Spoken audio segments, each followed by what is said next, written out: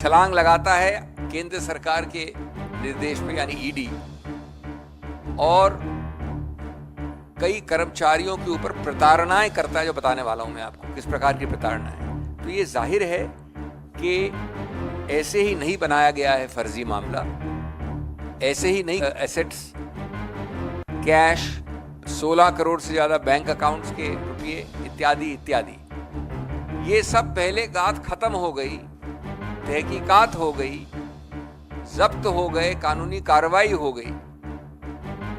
उसके बाद क्या छत्तीसगढ़ पुलिस अखिल अंतर्राष्ट्रीय स्तर पे अधिकार क्षेत्र रखती है, जुरिस्डिक्शन होता है?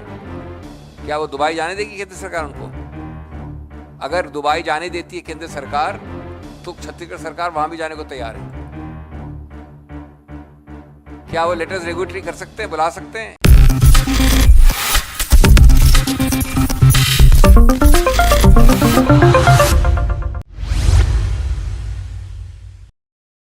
नमस्कार, नेक्स्ट 9 न्यूज देख रहे हैं आप और मैं हूं आपके साथ प्रज्ञा से। स्वागत है आप सभी का मेरे खास प्रोग्राम सत्ता से सवाल में। सत्ता से सवाल में आज बात दिल्ली के पूर्व उप मुख्यमंत्री मनीष सिसोदिया की। मनीष सिसोदिया जो लगभग 273 दिन जेल में बिता चुके हैं, तिहाड़ जेल में मनीष सिसोदिया, और अब ऐसा लग रहा है कि शायद यही उनका घर बन चुका है, क्योंकि 9 महीने से ज्यादा वे तिहाड़ जेल में बिता देते हैं। और इस दौरान देखा जाता है कि जहां एक और अदालतें दावा करती हैं कि मनीष सिसोदिया को अनिश्चित काल तक जेल में नहीं रखा जा सकता सिर्फ और सिर्फ दलीलों के आधार पर, तो वहीं दूसरी ओर चाहे सेशन कोर्ट हो, हाई कोर्ट हो या फिर सुप्रीम कोर्ट, हर जगह से मनीष सिसोदिया की जमानत याचिका खारिज होती हुई ही नजर आई।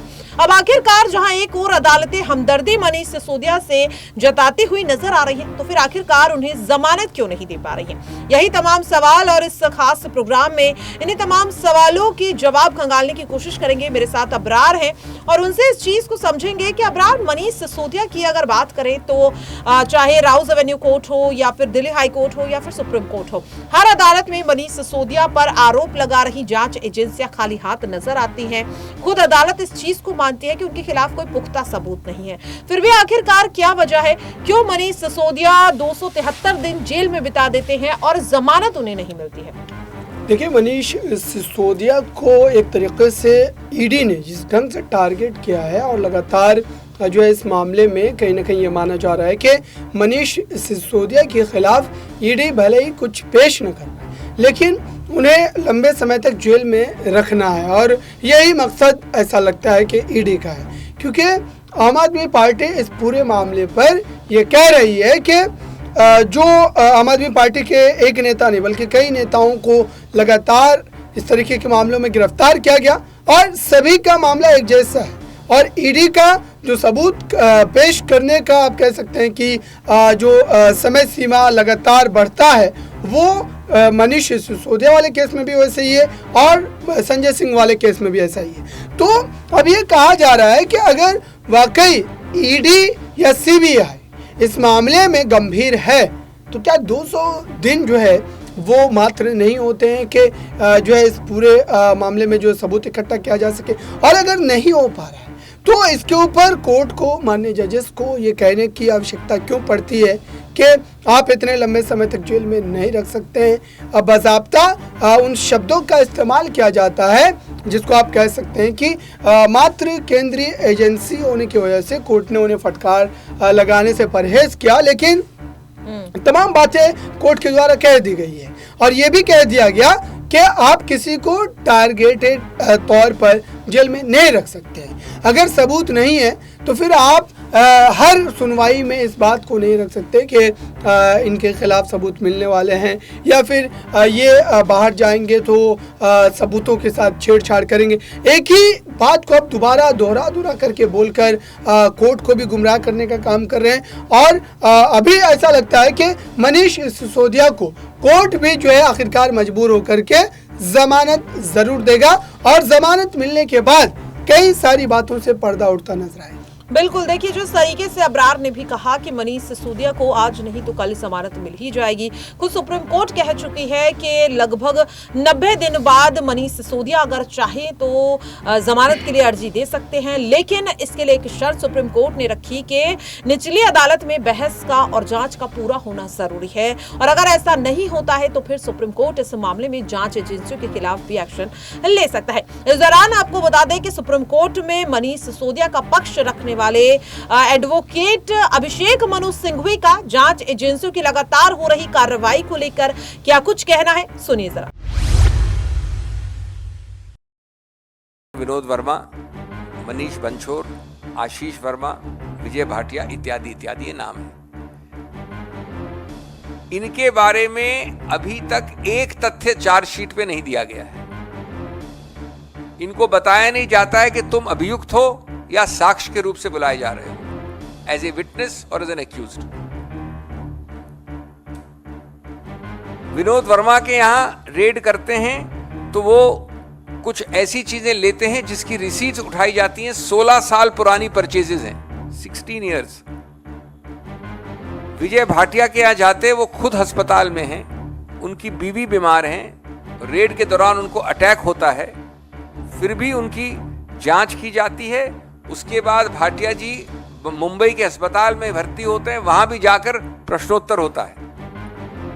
ये ईडी है, इलेक्शन डिपार्टमेंट है बीजेपी का, या क्रूरता का एक द्योतक है?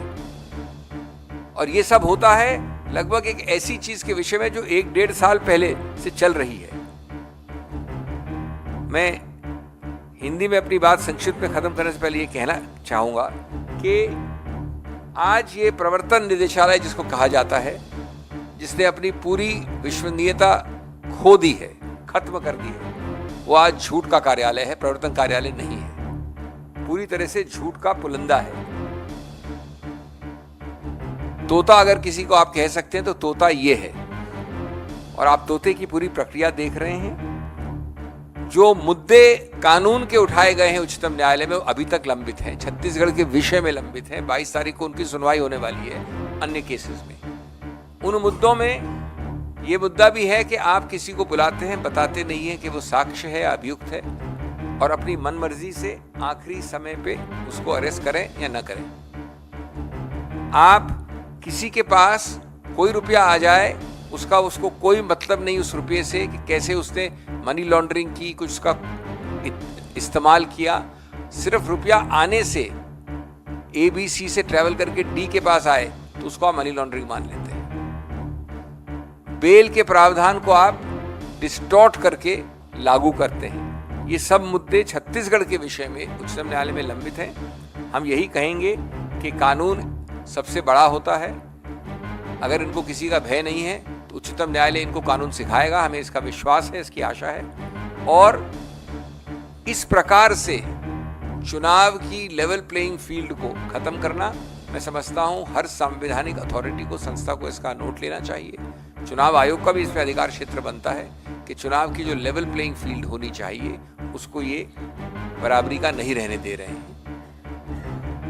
इस मामले में हम भर्त्सना करते हैं और सबसे इसका अच्छा उत्तर आने वाला है छत्तीसगढ़ की जनता जनार्दन से, जो आपको निकट भविष्य में मिलेगा। तो देखा आपने और सुना भी कि किस तरह से अभिषेक मनु सिंघवी साफ तौर पर दावा करते हुए नजर आए कि जांच एजेंसियों को आदेश दिया जाता है। और इस पूरी रिपोर्ट को लेकर, इस पूरे प्रोग्राम को लेकर आपकी क्या कुछ राय है, आप कमेंट बॉक्स में शेयर कर सकते हैं। फिलहाल के लिए मुझे दीजिए इजाजत, नमस्कार।